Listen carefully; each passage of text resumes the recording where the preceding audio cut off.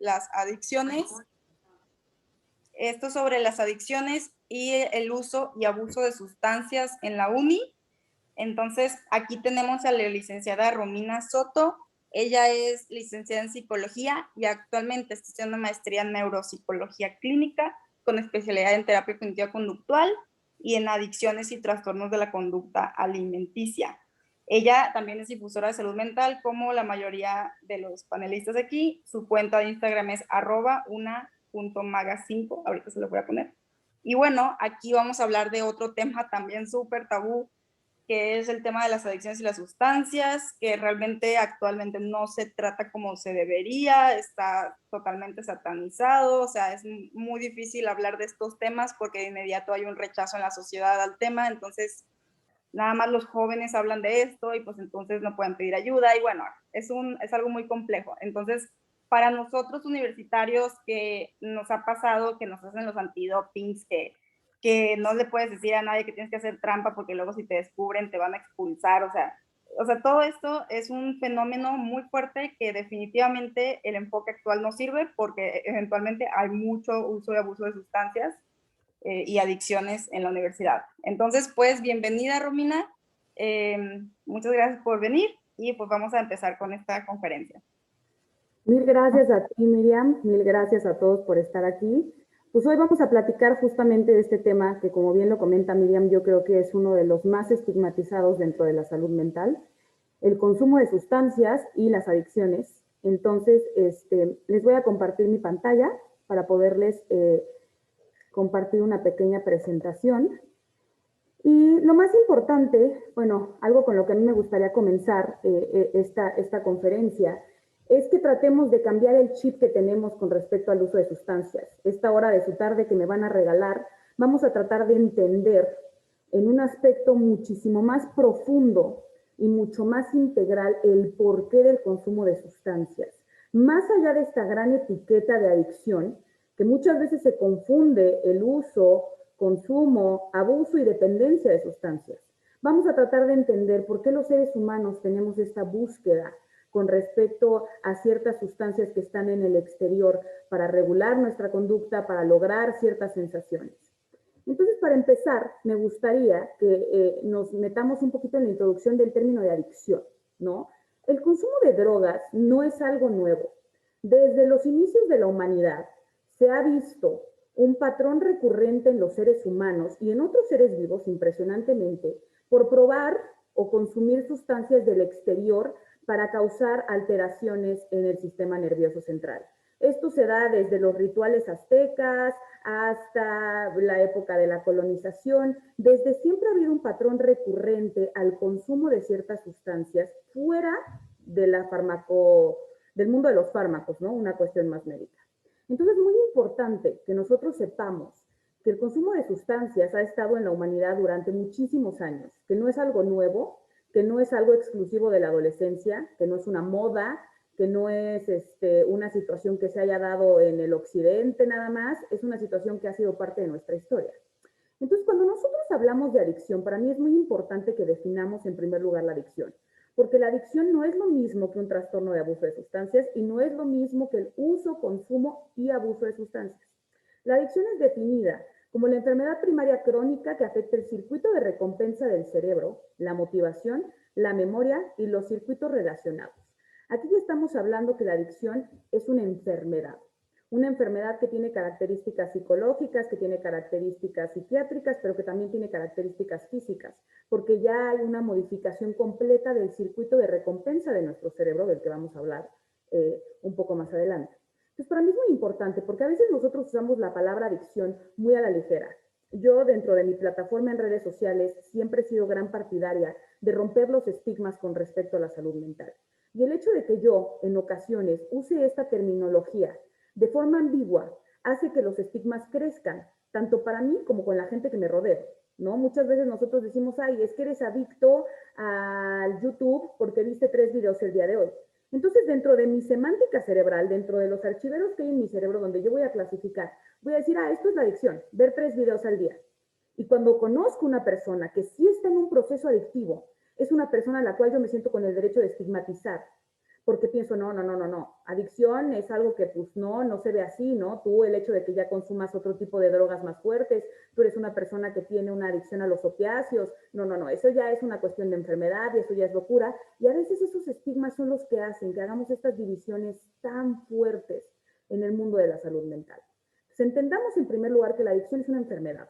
No es un adjetivo calificativo, no es una palabra que deberíamos usar porque se escucha cool decir, ay, soy adicta a las redes sociales. Aunque suene inofensivo, nuestro lenguaje determina nuestra forma de pensar y nuestra forma de pensar determina nuestra forma de actuar. Entonces, para mí es muy importante que tengamos esto claro. En siguiente lugar, muchas personas como que no saben la diferencia entre los fármacos y las drogas. Cuando nosotros hablamos de adicción, estamos hablando de una adicción a sustancias psicoactivas, que sustancias psicoactivas se refiere a cualquier sustancia que tenga un efecto en nuestro sistema nervioso central, ¿no? Y nosotros usamos el término sustancia psicoactiva para referirnos a las drogas. Los fármacos, por otro lado, son sustancias las cuales son de uso médico, que tienen una investigación detrás. Para que el mercado de la farmacéutica pueda sacar un fármaco, se tienen que hacer investigaciones, se tienen que hacer pruebas, se tienen que hacer muchos tipos de sesgos y se tienen que hacer muchas investigaciones para poder llevarla al mercado. Sin embargo, las drogas, tanto sintéticas como naturales, que ahorita vamos a ver eso, no tienen ninguna investigación previa. No se ha hecho un estudio control de cuáles son los efectos en diferentes dosis en el cuerpo humano. Eso se sabe gracias a los consumidores, porque tarde o temprano, ¿no? Las drogas que son de carácter ilegal nunca han sido probadas para poder llevarlas a la venta. Entonces, no sabemos a ciencia cierta, con los factores y los filtros sanitarios necesarios, cuál es el efecto que se tiene dentro del cuerpo. Es muy importante que nosotros, el día de hoy, esta conferencia la vamos a relacionar a las drogas. Los fármacos también suelen tener muy mala fama en el mundo de las adicciones porque las personas piensan, ¿no? Que si nosotros tenemos algún trastorno, tenemos algún diagnóstico y se nos refiere el uso de un psicofármaco, siempre tenemos este miedo de que vamos a generar adicción porque se sabe que los fármacos tienen un ciclo dentro del circuito de recompensa en el cerebro. Sin embargo, tenemos que estar conscientes que el fármaco tiene un objetivo médico. Los fármacos que son mediados exclusivamente por médicos psiquiatras tienen una dosificación, tienen un control de efectos secundarios. No es lo mismo que yo experimentar así un día para otro el consumo de marihuana en mi cuerpo y decir yo le tengo más miedo al fármaco que a la marihuana, pues porque la marihuana yo veo qué onda. Tarde o temprano, las drogas que no tienen un sustento de investigación detrás, no sabemos en cuestión estandarizada cuáles son los efectos a corto, mediano y largo plazo.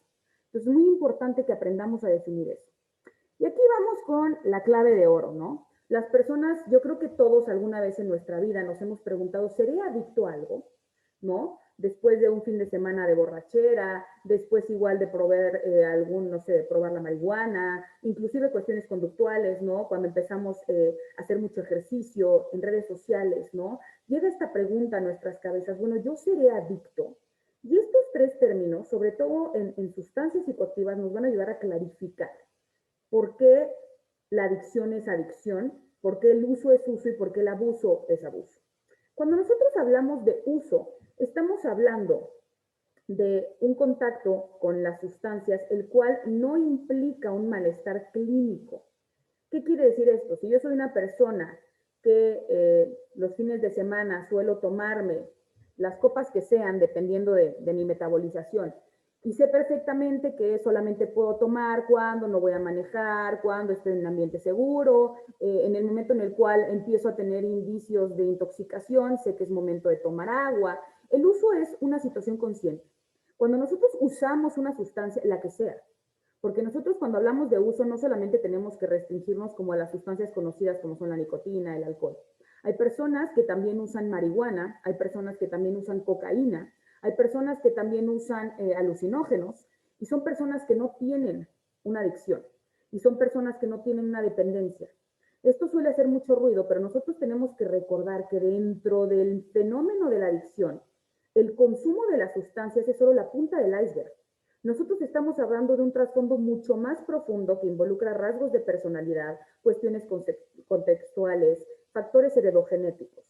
Entonces, cuando nosotros sabemos de alguien que usa marihuana, que usa cocaína, que usa alucinógenos, probablemente inmediatamente decimos, esta persona es una adicta, ¿no?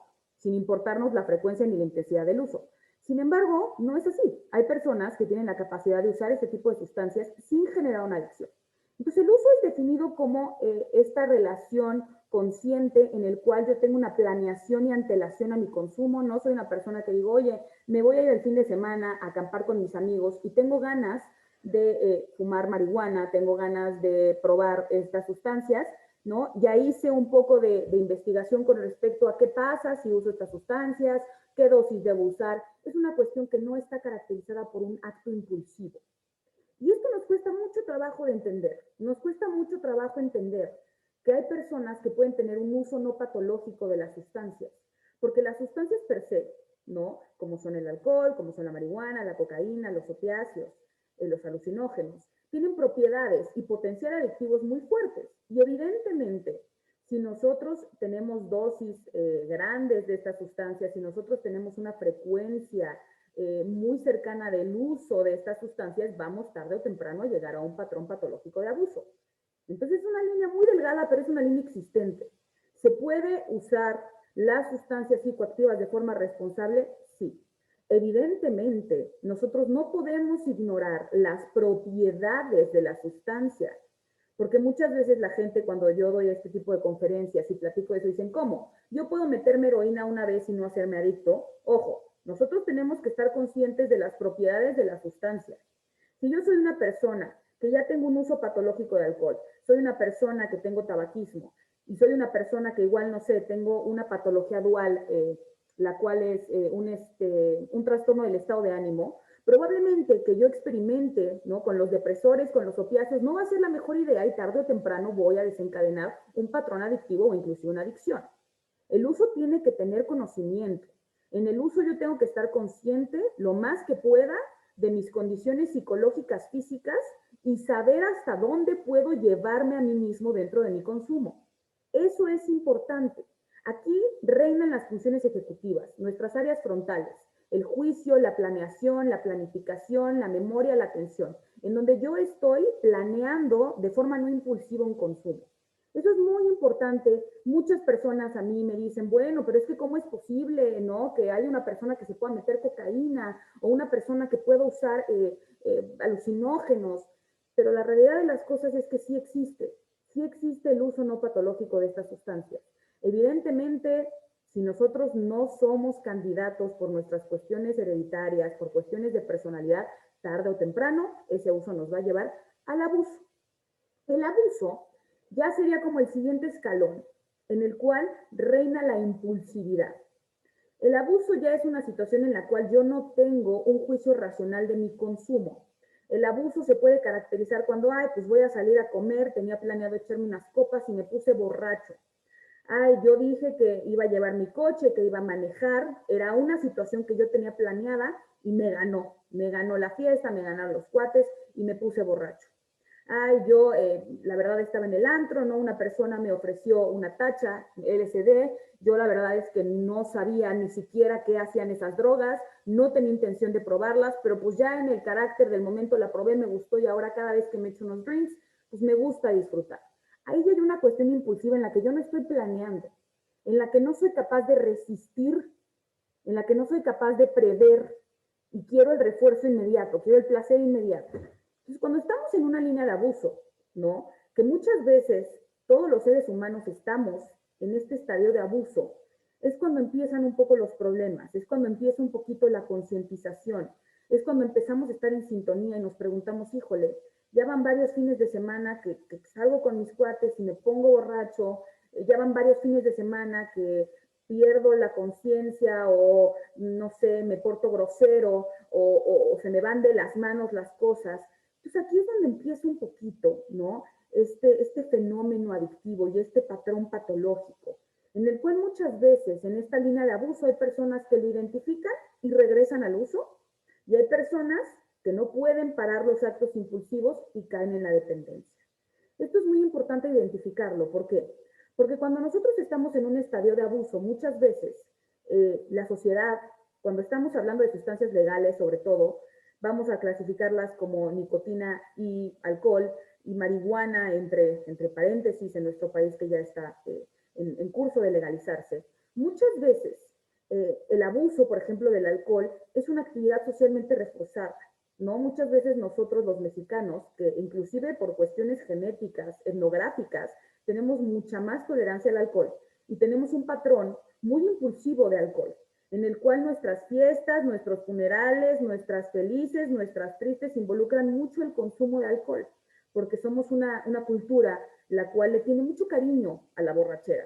Es la realidad de las cosas. Los mexicanos le tenemos cariño a la borrachera y es una de las sustancias las cuales es más fácil, ¿no? Es la que está más disponible en el medio, es una sustancia legal y es una sustancia la cual en principio en los estadios principales, ¿no? De su consumo, cuando empieza el consumo más fuerte, es una sustancia la cual causa como mucho esta sintomatología de sentirnos alegres, de ser más sociales, ¿no? De ser más netas, de decirle a la gente que los queremos. Entonces eso es lo que pasa muchas veces con el abuso, ¿no? El abuso muchas veces puede estar reforzado por la sociedad sin que nosotros nos demos cuenta. Muchas veces nosotros cuando estamos en esta línea de abuso de alguna sustancia no nos damos cuenta qué es lo que está pasando, pero vemos que nuestros amigos o nuestros familiares consumen cantidades parecidas o tienen un patrón de frecuencia parecido y dices, ah, pues no hay problema, ¿no? Esto es, pues ya es parte de cómo se consume. Y esto puede llegar a ser muy peligroso, porque aquí es donde entran los factores predisponentes, precipitantes y mantenedores de una adicción. Porque muchas veces nosotros, cuando estamos en una línea de abuso, nos comparamos, ¿no? Enfocándonos en la universidad, en la adultez temprana, ¿no? La universidad que es este salto, ¿no? A la adultez ya de veras, ¿no? Y es como un poquito esta etapa limítrofe en la que todavía estás como en estas cuestiones un poco más adolescentes, pero ya empiezas a tener responsabilidades. Muchas veces en la universidad, en el mundo y en el contexto de la universidad, es muy, muy promovido el consumo de alcohol, ¿no? Sobre todo los estudiantes que tienen la oportunidad de irse a vivir solos, ¿no? Los famosos foráneos, que tienen que administrar sus tiempos, sus súper, sus vidas. El consumo del alcohol se empieza a ser un gran amigo para ellos, ¿no? Porque empieza a haber este fenómeno de libertad que igual no teníamos con papás en casa, ¿no? Y empiezan a haber nuevos amigos, empiezan a haber nuevas experiencias, nuevas cosas. Entonces el alcohol, ¿no? Funciona un poco como un bastón, ¿no? Para, híjole, ¿no? Cada vez que estoy borracho con mis amigos siento que hacemos más lazos. Entonces es una cuestión muy tricky porque muchas veces no estamos conscientes, la gran mayoría diría yo, que estamos teniendo un patrón de abuso de alguna sustancia. Entonces tenemos que ver esta línea tan delgada. Posterior al abuso hablamos de dependencia. Y la dependencia es cuando ya hablamos de una cuestión compulsiva. Ahorita más adelante vamos a explorar más estos conceptos de impulsividad y compulsividad, pero cuando ya estamos hablando de dependencia, ya estamos hablando que hay una modificación neuroquímica en nuestro cerebro en el cual necesitamos la sustancia. Entonces esto es como un poco los estadios en los cuales podemos encontrarnos con respecto al consumo de sustancias. Recuerden que también hay adicciones conductuales, en esta conferencia no vamos a hablar de ellas, pero también existen adicciones conductuales, las cuales tienen una clasificación distinta, ¿no? Porque nosotros no podemos usar ciertas conductas. Sin embargo, en términos generales, este es el panorama de cómo podemos ir llegando a un patrón patológico de consumo. ¿Qué pasa en nuestro cerebro? ¿Qué pasa en nuestro cerebro? ¿Qué es lo que hace que nosotros generemos esta adicción? Y en primer lugar es importante que nosotros veamos que nuestro cerebro está conformado por células nerviosas, que son las neuronas, y las cuales se comunican entre sí por un proceso llamado sinapsis, ¿no? La sinapsis es como la forma en la cual nuestras neuronas se comunican con las otras. En este proceso sináptico se liberan neurotransmisores. Los neurotransmisores son estos mensajeros químicos que están en nuestro sistema nervioso central y en otras partes del cuerpo, pero principalmente cuando tienen una función de neurotransmisión en nuestro sistema nervioso central para llevar estos mensajes que se dan por medio de la sinapsis. Los receptores es a lo que se adhieren nuestros neurotransmisores. Es lo que reciben nuestros neurotransmisores que se liberan en la sinapsis. Entonces, los receptores, que son segundos mensajeros, se unen a los neurotransmisores para iniciar la comunicación entre las neuronas. Hay receptores específicos para cada neurotransmisor, como por ejemplo, los opioides sintéticos se van a ligar como la heroína a los receptores opioides o la nicotina a los receptores nicotínicos. Esto es algo muy interesante, Porque mucha gente me dice, ¿cómo? Entonces nosotros tenemos receptores diseñados para la nicotina en nuestro cerebro y por eso nos hacemos adictos. No, nosotros tenemos receptores de otros neurotransmisores, los cuales son sustituidos por la sustancia psicoactiva. Es como si yo tengo la herradura de una llave, ¿no? Y tengo mi llave que embona perfecto, que es mi neurotransmisor, pero tengo otra llave que también logra abrir, ¿no? Igual me raspa, me hace bollos, ¿no? Arruina la parte de adentro, pero también la logra abrir. Eso sería la sustancia psicoactiva. La sustancia psicoactiva sustituye la función del neurotransmisor y se adhiere a los receptores, logrando estimular mecanismos de excitación y de inhibición. Entonces, así es como nosotros generamos la adicción o la dependencia a las sustancias, hablando en el aspecto de nuestro sistema nervioso central. Es muy importante que entendamos esto porque muchas veces, ¿no? Cuando tenemos esta visualización de, bueno, las adicciones es una cuestión de fuerza de voluntad, lo dejas de hacer. Pues a final de cuentas no es tan fácil, porque hay una configuración totalmente distinta en nuestro cerebro, la cual tarde o temprano va a necesitar de las sustancias psicoactivas para poder funcionar, porque nuestros neurotransmisores endógenos no van a ser suficientes. Y esto es algo muy interesante y muchas veces nos cuesta mucho trabajo de entender, porque a final de cuentas nosotros pensamos que la adicción o el consumo patológico solamente es responsable de que no lo hagamos, ¿no? De que tienes que tener fuerza de voluntad y disciplina. Sin embargo, es una situación ya de homeostasis, ya nuestro cerebro está condicionado a las sustancias. Entonces es muy importante que nosotros tengamos esto claro. Aquí es donde vamos a hablar con respecto a la impulsividad y la compulsividad, que distinguir estos dos conceptos dentro de las adicciones y el patrón patológico de sustancias es básico. La impulsividad se refiere a la incapacidad de no empezar una acción. Es como lo que platicábamos, yo voy a ir a cenar con una amiga, ¿no? Y yo al día siguiente tengo trabajo y sé que me tengo que despertar temprano. Sin embargo, llego a cenar con una amiga y pues me eché, no sé, unos tragos y digo, híjole, no me los debí haber echado, sabes que ya estoy medio japizona, me voy a ir porque mañana tengo que trabajar. Ese fue un acto impulsivo, yo no preví las consecuencias, yo no pude evitar tomarme los tragos. El concepto de compulsividad que se va a relacionar directamente con la adicción es la incapacidad de detener la acción. Yo ya no puedo parar. Yo ya no tengo activos estos receptores, estas estructuras en mi cerebro que me dan la señal de que ya tengo que parar. Yo ya no puedo parar. Ya no puedo parar o hasta que quede inconsciente o hasta que alguien me lleve y se haga cargo de mí o hasta que algo me pase. Pero yo en el acto voluntario ya no tengo injerencia. Mi voluntad se fue de vacaciones y mi compulsividad es la que se apoderó. Ahorita vamos a hablar un poco más del sistema dopaminérgico, pero es muy importante saber que la implicación del sistema dopaminérgico es crucial en el desarrollo de la adicción, desde las primeras fases en que el consumo de la droga empieza como una conducta dirigida, que eso sería uso, a un objetivo, hasta la consolidación de la adicción como un hábito compulsivo, que sería dependencia.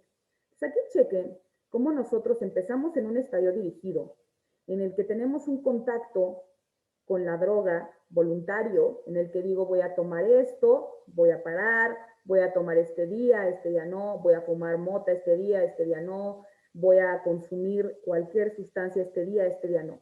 Pero tarde o temprano, si nosotros tenemos dosis elevadas y tenemos frecuencia repetida, nuestro cerebro va a hacer un cambio y va a exigirnos la sustancia.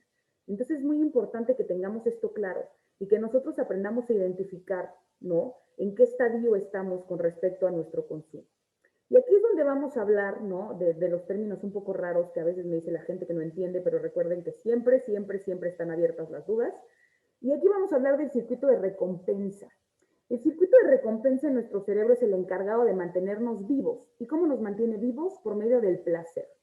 Todas las conductas que involucran supervivencia, dígase comer, dormir, ir al baño, conducta sexual, relaciones sociales, logros, involucran placer, porque nuestro cerebro nos manda este reforzador, que será como un aprendizaje, ¿no? de la recompensa obtenida, de placer para que nosotros sigamos haciendo estas conductas, para que nosotros durmamos las horas que tenemos que dormir, comamos cuando tenemos que comer, tengamos conducta sexual cuando la tenemos que tener.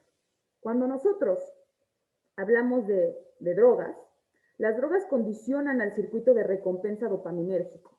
La dopamina es un neurotransmisor, como lo decíamos anteriormente, es una catecolamina. Y la dopamina va a ser la principal protagonista dentro de los neurotransmisores para el proceso adictivo. ¿Por qué? Porque a final de cuentas la dopamina en su vía mesolímbica, mesocortical, esto refiere que va del sistema límbico al sistema mesocortical en el área tegmental ventral y luego tiene proyecciones, no me hagan mucho caso, solamente para explicar un poquito cómo es la neuroquímica de esta situación. Y así es como se forma, ¿no? O se condiciona al circuito de recompensa cerebral con base a las drogas. Las drogas condicionan al circuito de recompensa dopaminérgico, ya que presentan en su mecanismo de acción mucha diferencia con respecto a los reforzadores naturales. Nosotros, cuando experimentamos, no sé, cuando vemos un muy bonito amanecer, cuando comemos rico, cuando abrazamos a nuestra mascota, cuando nos felicitan por un buen trabajo, nuestro sistema de recompensa libera dopamina. Y es así como nosotros hacemos estos reforzadores que yo les comentaba, y es una situación muy placentera. Pero ¿qué pasa con las drogas? Lo que pasa es que la dopamina que es estimulada por las sustancias psicoactivas es mucho más intensa que la que es endógena, la dopamina que nosotros producimos. Entonces, evidentemente, ¿no? La liberación exacerbada de dopamina va a estropear nuestros circuitos y nuestro cerebro ya no le va a dar relevancia a el placer que se puede producir por situaciones endógenas, ¿no? La dopamina que produce nuestro cerebro por medio de estas situaciones que les platicaba como del día a día, ya no va a ser suficiente. Entonces es muy importante que nos demos cuenta, ¿no? Que el placer juega un papel muy importante en la perpetuación de la especie, pero también en la conducta adictiva, ya que las drogas condicionan al circuito. Entonces, tarde o temprano, ni siquiera se necesita pasar, ¿no? Por nuestros sentidos, ya ni siquiera necesitamos disfrutar de la sustancia, digas el alcohol, ni siquiera tiene que causarnos una sensación agradable para que nosotros la sigamos consumando. Entonces esto es algo muy, muy interesante, ¿no? Es muy interesante cómo las drogas tienen esta situación de ser placenteras, sin embargo no lo son. Las sustancias psicoactivas no otorgan placer, sino que usan los circuitos de percepción del placer y ahí es donde lo modifican. Pero las drogas per se no ocasionan placer. Esto es algo muy difícil de entender y muchas veces no decimos, ¿cómo no ocasionan placer si cuando estás súper estresado y te echas un cigarro o cuando estás en un ambiente como muy artístico, muy bohemio y te fumas un porro? Y lo que pasa es que las drogas van a actuar sobre este circuito, pero las drogas per se no ocasionan placer, distorsionan nuestra percepción del placer. Esto es muy importante, sobre todo en la terapia de rehabilitación, en la reconfiguración cognitiva en la cual se hace esta idea racional de que es que yo ya no me siento bien si no es pacheco, yo ya no me siento bien si no es borracho, yo ya no puedo estar tranquilo, mi ansiedad me domina si no es borracho o si no es bajo la influencia de cualquier opiáceo. Entonces es muy importante que tengamos esto claro, cómo la sustancia psicoactiva se apodera del circuito de recompensa de nuestro cerebro y hace que nuestra dopamina normal, ¿no? Nuestro reforzador natural, quede obsoleto. Entonces, ya que nosotros vimos un poquito qué es lo que pasa en nuestro cerebro con respecto a la neuroquímica y la modificación, tenemos que hablar de tolerancia, de dependencia y de sensibilización. La tolerancia es esta situación en la cual cuando yo empiezo a consumir una sustancia, mi cuerpo va a tener una mejor metabolización de la sustancia y voy a necesitar dosis más altas para tener el mismo efecto que tenía antes. Existen tres tipos de tolerancia. La metabólica, que es cuando hay un aumento de enzimas, en la cual mi cuerpo, ¿no?, empieza a descomponer la sustancia de forma más rápida, entonces yo voy a necesitar más dosis para mantenerme intoxicado. La celular, que esta es la que nos habla ya de una situación adictiva, ¿no?, en la cual hay una adaptación de la actividad de las células ante la sustancia. Entonces ya todo mi cuerpo está funcionando con base en la sustancia, que es lo que platicábamos con respecto a la configuración que hay ya en nuestro cerebro cuando tenemos una adicción. Y está la tolerancia aprendida. Esto es algo muy interesante y yo creo que es una de las tolerancias menos habladas, en la cual las personas empiezan a aprender hacer su rutina bajo la influencia de alguna sustancia.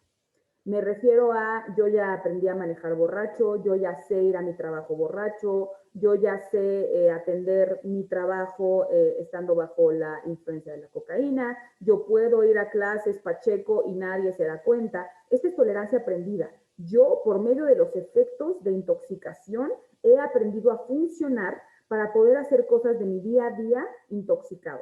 Y esta suele ser de las más peligrosas porque a final de cuentas es la que hace que nosotros pensemos que la adicción no es tan mala porque podemos ir a trabajar borrachos. Estoy trabajando. Probablemente no cumpla ni un objetivo, probablemente no esté haciendo nada bien, pero estoy trabajando. Y esto engaña a nuestro cerebro como, ves, no pasa nada. Dijiste que ibas a ir a trabajar y aquí estás. Entonces es muy importante que nosotros tengamos muy clara esta diferencia en el tipo de tolerancias.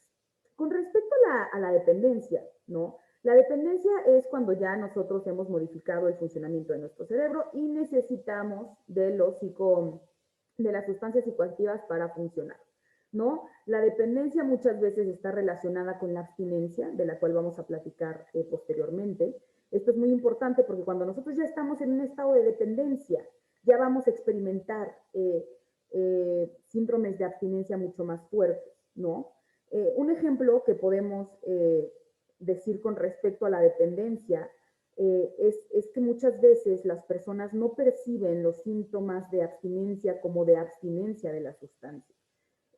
Esto se puede dar, ¿no? Ya que los pacientes muchas veces que están, por ejemplo, en el consumo activo de marihuana, la marihuana tarda aproximadamente 10 a 15 días para que se generen síntomas de abstinencia fuerte. Entonces ya se dio otro consumo dentro de esos 10 o 15 días.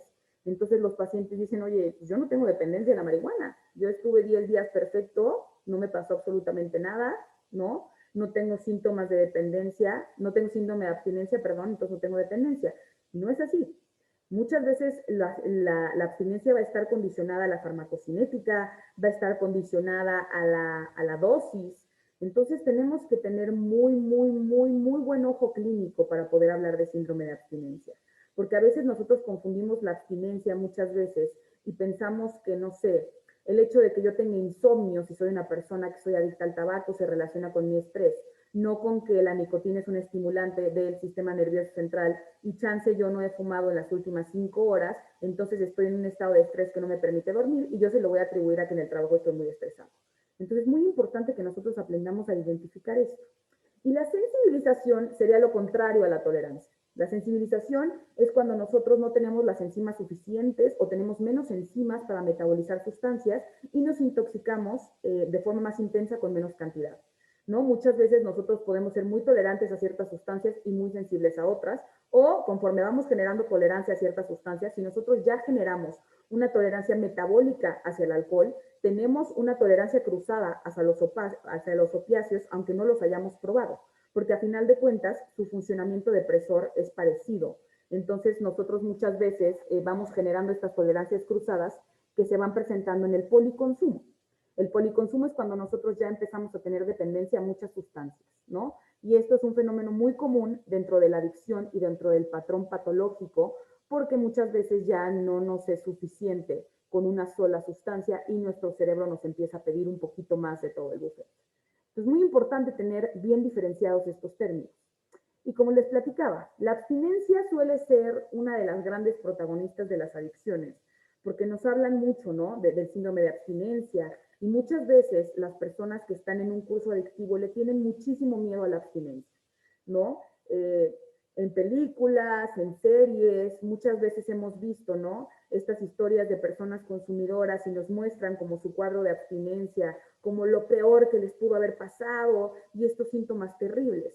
Sin embargo, la abstinencia es un fenómeno muy distinto en cada persona, muy distinto dependiendo del consumo, muy distinto dependiendo de las propiedades de la sustancia. Evidentemente la abstinencia se va a presentar cuando ya hay un síndrome de dependencia. Sin embargo, también podemos tener abstinencia sin dependencia. Por ejemplo, una persona que tiene una cirugía, ¿no? Que tiene una cirugía de rodilla, a la cual se le tienen que administrar opiáceos, morfina, por el dolor. El hecho de que él esté bajo La influencia de la morfina puede generar cierta abstinencia, la cual se va a resumir a que el dolor igual va a ser más fuerte en el periodo en el que lo deje, o igual va a tener como problemas un poquito, ¿no? Con respecto a la intolerancia al dolor principalmente. Que esta es una abstinencia controlada por lo que yo les decía con los fármacos. Con las drogas no hay un control de abstinencia porque no hay un control de dosis. No se puede manejar una abstinencia lo más sana posible, porque a final de cuentas la dosis va a ser exacerbada, la abstinencia va a ser exacerbada, de cualquier sustancia, ¿no?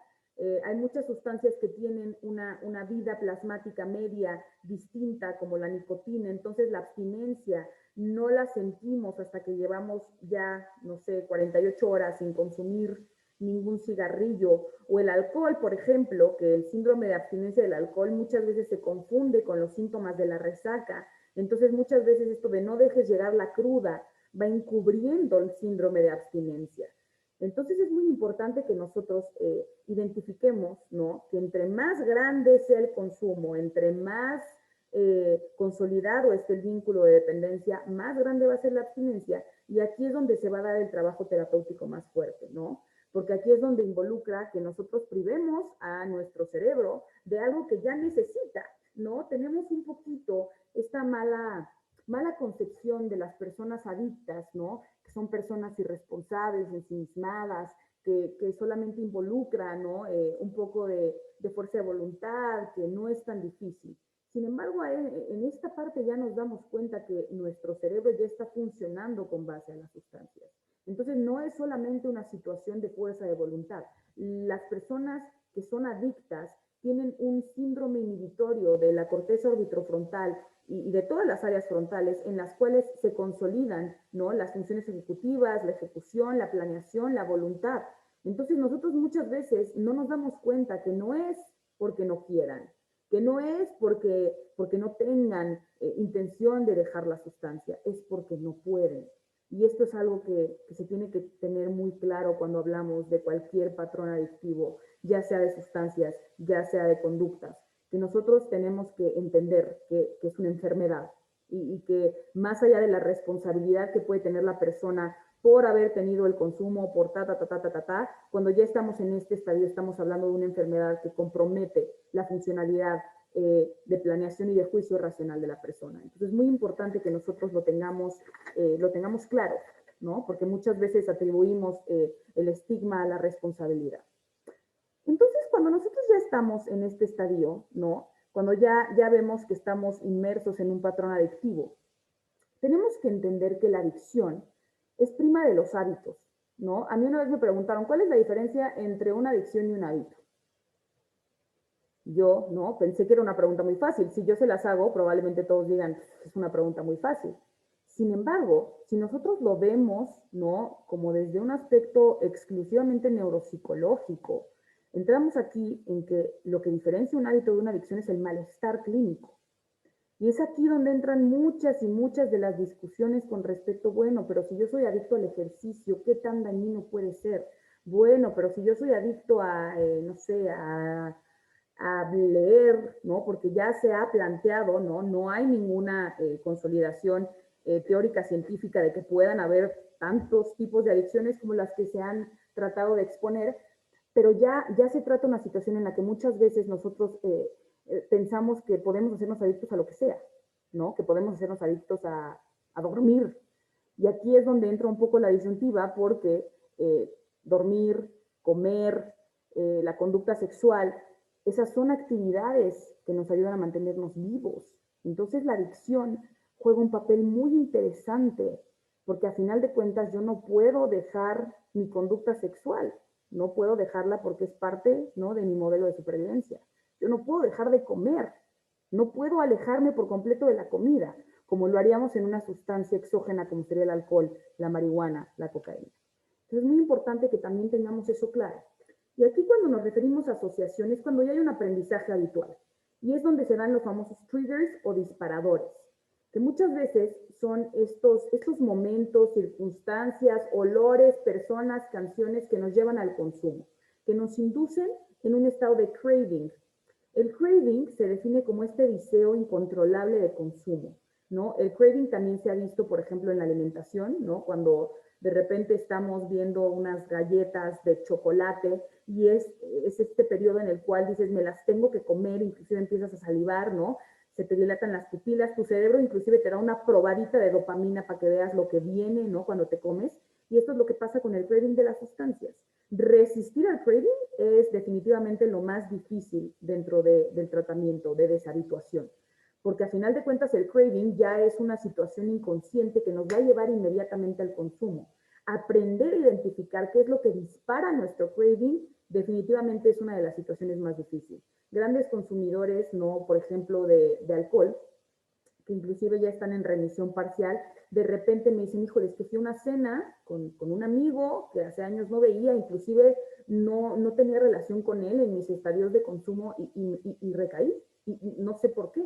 Y ya por medio de la terapia, ya por medio de la exploración vamos identificando, ¿no? Lo que la relación con este amigo significaba, cómo esta situación nos puso en un estado afectivo complicado, en el cual no pudimos tomar la decisión más asertiva, se disparó el craving e inmediatamente, ¿no? Por medio de aprendizaje, porque ya es una cuestión aprendida y memorizada, la plasticidad sináptica guarda la experiencia placentera. Entonces, en cuanto vea la oportunidad de mandar un disparador, va a decir, oye, de aquí soy. Entonces, esto también es muy importante saberlo, es muy importante darnos cuenta que muchas veces nosotros podemos juzgar, ¿no? Las personas que no tenemos un patrón adictivo o las personas que tuvimos un patrón adictivo y estamos en remisión, nos sentimos en el derecho de juzgar a personas que no pueden romper con este ciclo adictivo, ¿no? De trigger, craving, consumo. Sin embargo, no es tan fácil y es una situación que afecta por completo la actividad homeostática de nuestro cerebro. Y para mí lo más importante es ver esto, ¿no? Que nosotros entendamos que la adicción no es solamente la responsabilidad de, ok, yo tomé la decisión de consumir, ¿sí? Hay una responsabilidad, se trabaja en el tratamiento, sin embargo, en estos estadios en los que ya tenemos nuestra corteza de asociación condicionada al aprendizaje adictivo, ya no es tan fácil. Y ya no es solamente que la persona diga, yo quiero dejar de tomar, es que no puedo dejar de tomar, es que no sé vivir sin tomar, es que mi cerebro ya no me da ningún placer, ninguna sensación de alegría, de bienestar, si no estoy bajo la influencia del alcohol. Y cualquier persona, me lo dirán ustedes, siempre va a buscar sentirse bien. Todos vamos a buscar sentirnos bien. Y en ese infinito buscar sentirnos bien, si no nos conocemos, podemos llegar a destruirnos en una acción totalmente comprensible. Sentirte bien, no estar ansioso. Entonces tenemos que tomar en cuenta cómo el estigma hacia las adicciones hace que sean más prevalentes y más incidentes. Me gustaría clarificar un poco cuáles son los tipos de sustancias según el efecto que tienen en su sistema nervioso central, y esta información nos va a ayudar para nuestra siguiente diapositiva, la cual va a hablar de la patología dual. En primer lugar, nosotros tenemos tres tipos de sustancias: depresores, excitadores y perturbadores. Los depresores son los que inhiben la actividad de nuestro sistema nervioso central, y están, ¿no?, el alcohol, los opiáceos y analgésicos narcóticos, sedantes y ansiolíticos, hipnóticos y los tranquilizantes mayores o antipsicóticos. Recuerden que nosotros estamos dirigiendo toda esta conferencia a las drogas, ¿no?, a las sustancias psicoactivas de uso no médico. Entonces aquí también podemos ver, ¿no?, los sedantes y los ansiolíticos, las benzodiazepinas, los hipnóticos y los antipsicóticos, pero recuerden que estos medicamentos, cuando son manejados y cuando son tratados por un médico psiquiatra, no tienen por qué causar ningún tipo de adicción, porque están compensando una actividad que nuestro cerebro no es capaz de hacer por sí solo. Entonces, esto es muy importante saberlo. En cambio, el alcohol, ¿no?, que a final de cuentas no tiene ningún uso medicinal, es un uso completa y absolutamente social de encubrimiento psicológico, puede causar evidentemente una adicción, como los opiáceos. Entonces es muy importante que nosotros lo tengamos claro, ¿no? Los opiáceos, la heroína, ¿no?, los modificados, los sintéticos que no son de uso médico. Del otro lado tenemos a los excitadores, ¿no? Tenemos a los estimulantes mayores y a los estimulantes menores. Aquí la realidad de las cosas es que los más relevantes son los estimulantes mayores, ¿no?, la cocaína, las anfetaminas. Dentro de los estimulantes menores tenemos a la nicotina, que también es muy importante, y tenemos a las atinas, que son la cafeína y la teobromina. La teobromina es la sustancia que está en el chocolate, los cuales también tienen un efecto excitador en el sistema nervioso. Las atinas, al estar dentro de la dieta, también tienen como mucho esta disyuntiva, ¿no? Con respecto a la adicción. Sin embargo, el manual diagnóstico de la Asociación Americana de Psiquiatría determina un trastorno de abuso de cafeína y de dependencia. Entonces, esto también puede causar un periodo adictivo. Lo que pasa es que no tiene malestares clínicos, ¿no? Yo nunca he escuchado de alguien que digan, oye, es que me corrieron de mi trabajo por mi adicción al café, o me dejó mi esposo por mi adicción al café. Sin embargo, tarde o temprano, como son estimulantes menores, no le va a servir a nuestro sistema nervioso central y nos va a empezar a pedir como cosas un poco más fuertes. Y los perturbadores, que a final de cuentas los perturbadores, los alucinógenos, ¿no? Que son como están muy mitificados los alucinógenos, no son sustancias que tengan tanto potencial de abuso. Es verdaderamente pequeño el índice de personas que han presentado un patrón de dependencia a los alucinógenos por el estado de intoxicación, que no es el estado de intoxicación, sino los efectos cuando estamos bajo la influencia de los alucinógenos, son mucho más, estos se van mucho más a los receptores serotoninérgicos que dopaminérgicos, estimulan la dopamina, pero son más, se relacionan más con la serotonina. Entonces, la cuestión adictiva es mucho más compleja y mucho menos incidente, como la veríamos en los depresores y en los excitadores. Entonces, tenemos a los alucinógenos, ¿no?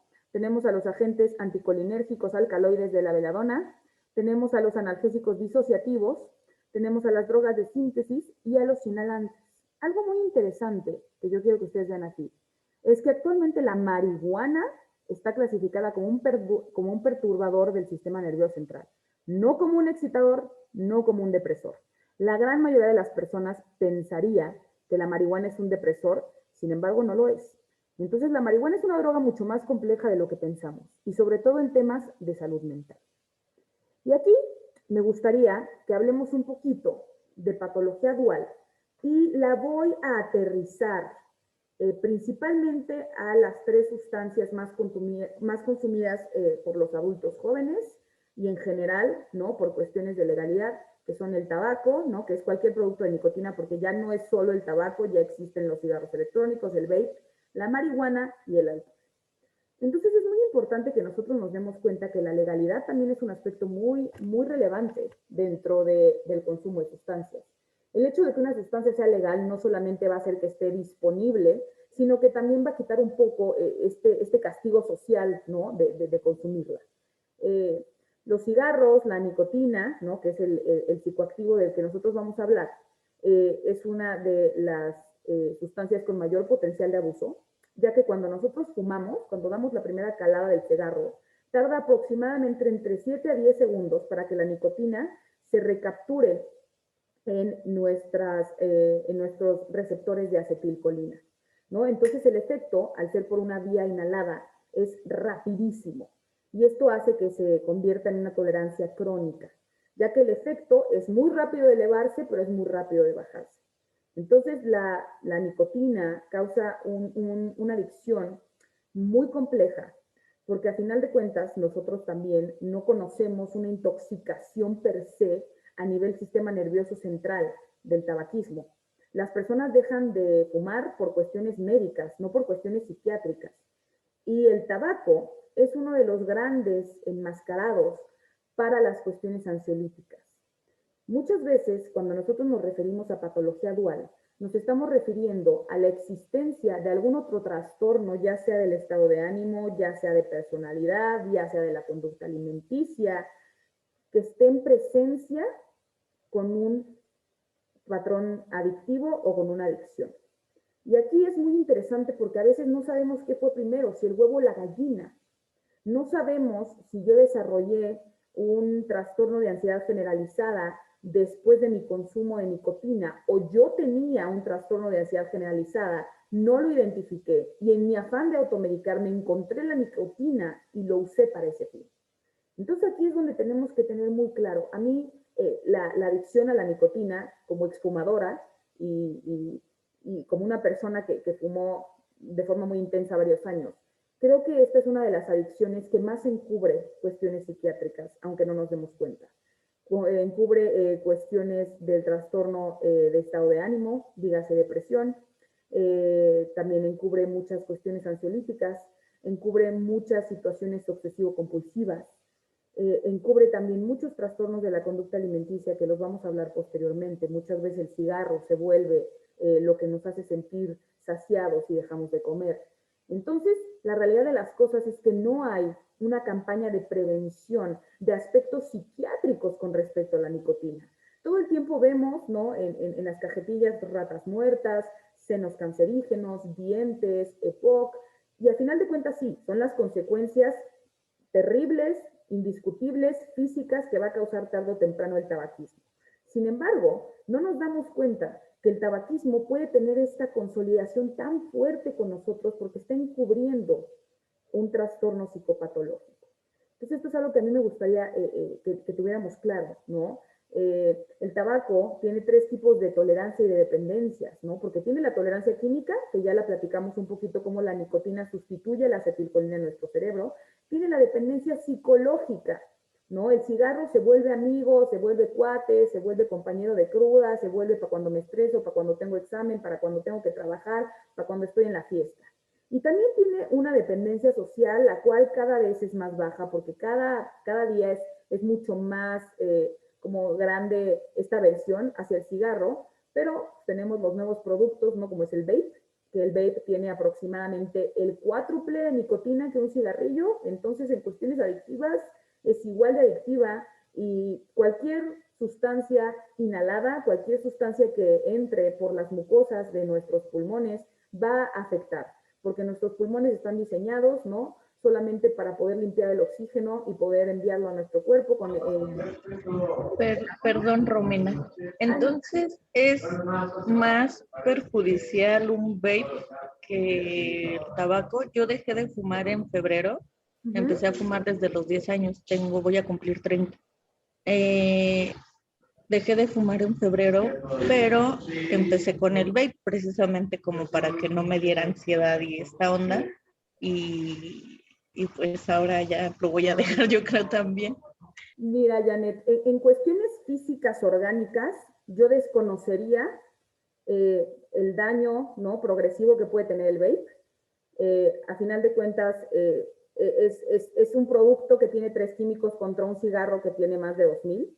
Sin embargo, en términos de adicción, es mucho mayor la concentración de nicotina que tiene el vape, justo por esto, porque necesita, ¿no?, por cuestiones de mercado, necesita ser un producto muy alto en nicotina para que nosotros podamos afianzarnos a él y sustituya, ¿no? Porque al final de cuentas, el patrón de las personas que fuimos fumadoras, yo exactamente igual que tú, también dejé de fumar y caí en el vape, pero sí es una realidad que el potencial adictivo de los cigarros electrónicos, ¿no?, sobre todo los que están usándose, ¿no?, que es la nicotina en sales, que vienen ay, no me acuerdo cómo se llaman, los chips que traen el líquido, suelen tener la concentración de nicotina mucho más alta. Entonces sí es importante que nosotros verifiquemos, ¿no?, porque a final de cuentas es un poco sustituir igual una adicción más dañina orgánicamente por una menos dañina orgánicamente, pero en términos de patrón adictivo es exactamente lo mismo y hay más nicotina. Entonces sí es una situación que se ha tratado como de desmentir con respecto a qué hace daño y qué no hace daño. Te digo, en términos orgánicos me considero ignorante, pero en términos neuroquímicos y de adicción, el vaporizador tiene un potencial adictivo igual o más alto que el del cigarro. Entonces sí hay que verificar un poquito ahí. Y Ok, por otro gracias. lado, ¿no? ¿De qué, Janet? Por otro lado tenemos, ¿no?, a la marihuana, ¿no?, que la marihuana es como esta tía que la mitad de la familia la ama y la otra mitad de la familia la odia, ¿no? Que con unos es súper buena onda y les lleva regalos y les invita chocolates y con los otros es bien juzgona.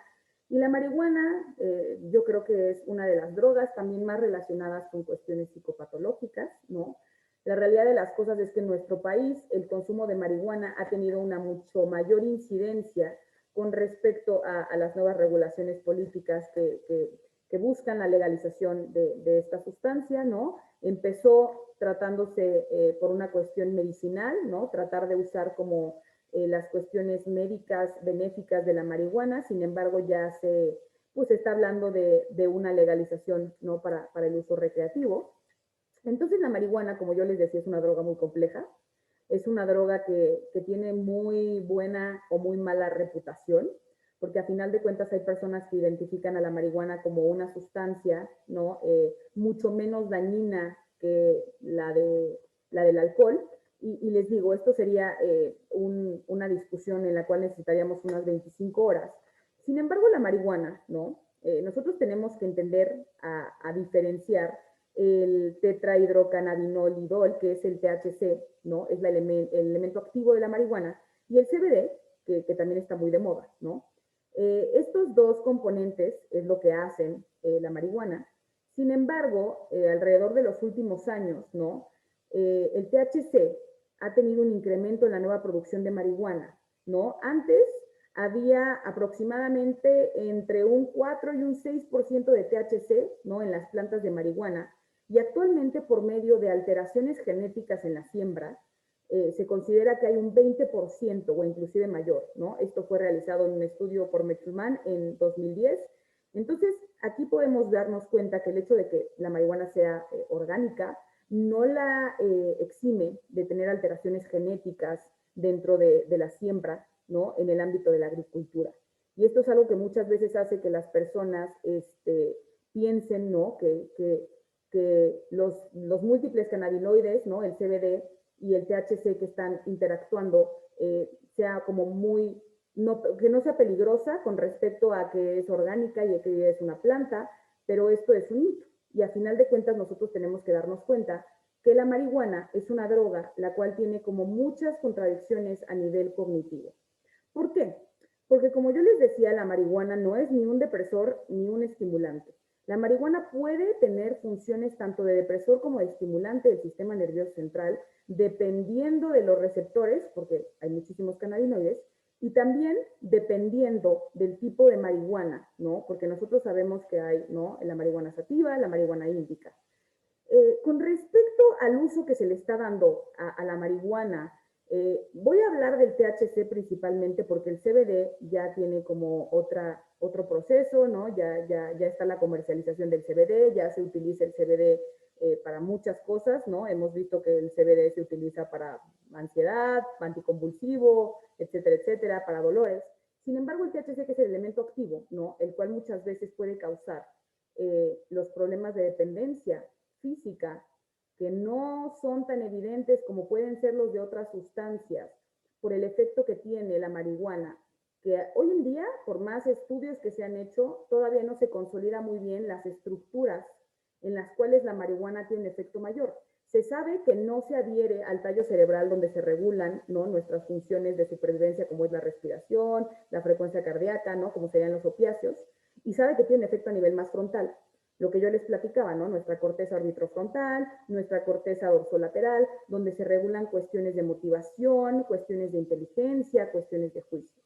Entonces, es muy importante que nosotros nos demos cuenta, ¿no? La marihuana es una droga que tiene muchos beneficios, ¿no? Sobre todo si la vemos en esta división con respecto al CBD, ¿no? Los cannabinoides y el THC. Sin embargo, tampoco podemos perder de vista el potencial de abuso que tiene esta droga y las cuestiones negativas. Como reconocemos las cuestiones positivas, también tenemos que reconocer las situaciones negativas.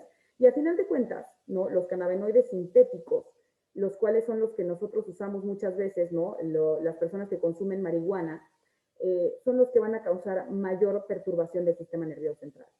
¿Y qué es lo que pasa con la marihuana que puede llegar a ser tan peligroso si nosotros la mezclamos con una patología dual?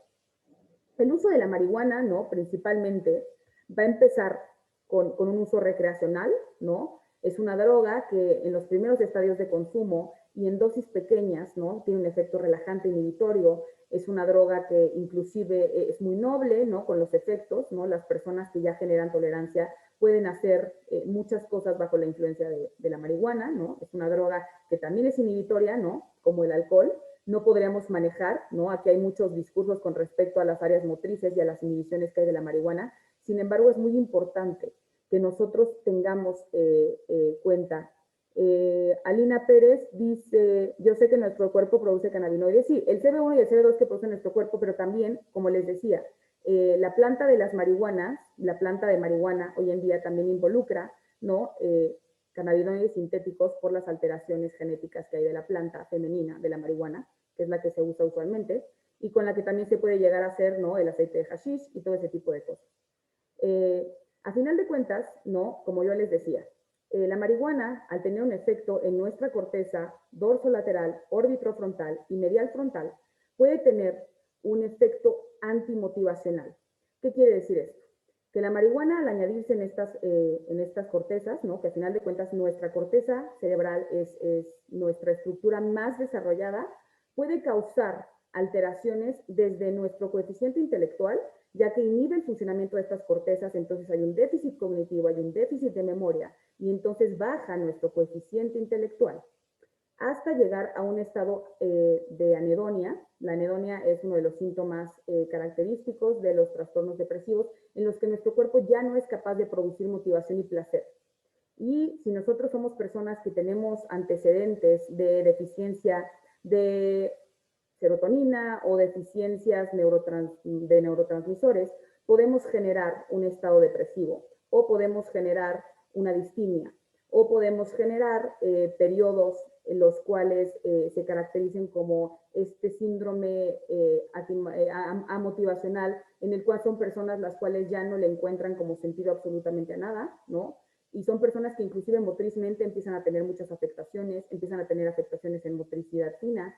Entonces, al final de cuentas, ¿no?, la marihuana es una droga que puede llegarnos inclusive a estados de psicosis, ¿no? Esto depende de la cuestión heredogenética del paciente. Si nosotros somos pacientes, como lo platicaba la psiquiatra anteriormente, que tenemos predisposición genética a la esquizofrenia, a cualquier trastorno psicótico, podemos, ¿no?, por medio del consumo de marihuana, exacerbar nuestra producción de dopamina, ¿no? A final de cuentas, la esquizofrenia se caracteriza por una exacerbación de dopamina, y podemos generar síntomas psicóticos.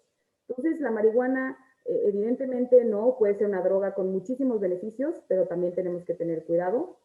Y por último, el alcohol, ¿no?, que ya pues yo creo que es una de las más conocidas y una de las más mencionadas, tiene un carácter depresivo. Y el alcohol también sirve mucho, sobre todo lo hemos visto en comorbilidad de patología dual con el trastorno bipolar, el cual muchas veces las personas que están en episodios tanto de hipomanía como de depresión, muchas veces utilizan el alcohol para sentirse motivados, para sentirse más en eutimia. Sin embargo, a final de cuentas, el alcohol es una de las sustancias más liposolubles, entonces para llegar a un estado de intoxicación en los primeros estadios es muy fácil. Entonces, a final de cuentas, ¿no?, como yo les decía, el alcohol es la máscara muchas veces de cuestiones psicopatológicas, sobre todo más allá de su efecto reforzador en la corteza cerebral y en el circuito de recompensa. El factor social con el alcohol es lo que hace que muchas veces se convierta, ¿no?, en la máscara de cualquier síntoma psicopatológico que esté relacionado, ¿no? Entonces, es muy importante. Perdón que te interrumpa, No te preocupes.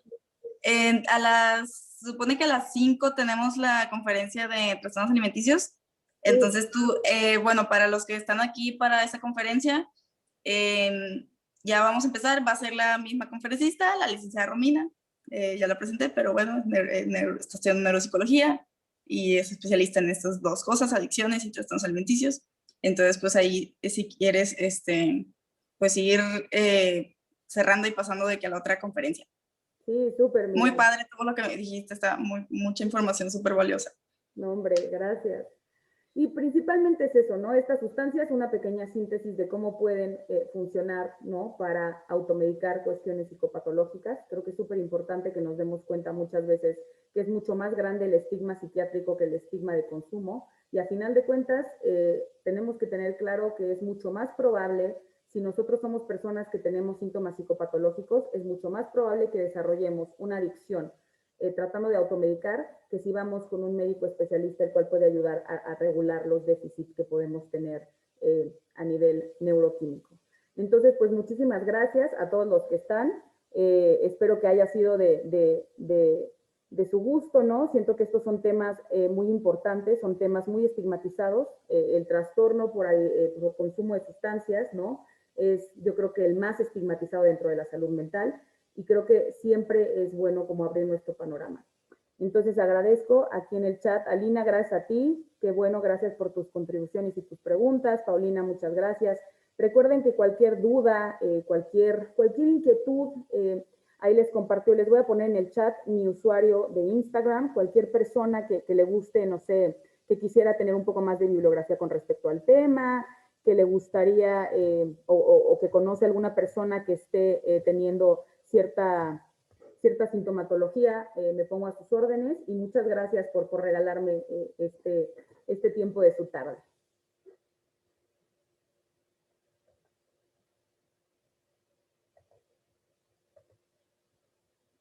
Listo, pues pasamos a la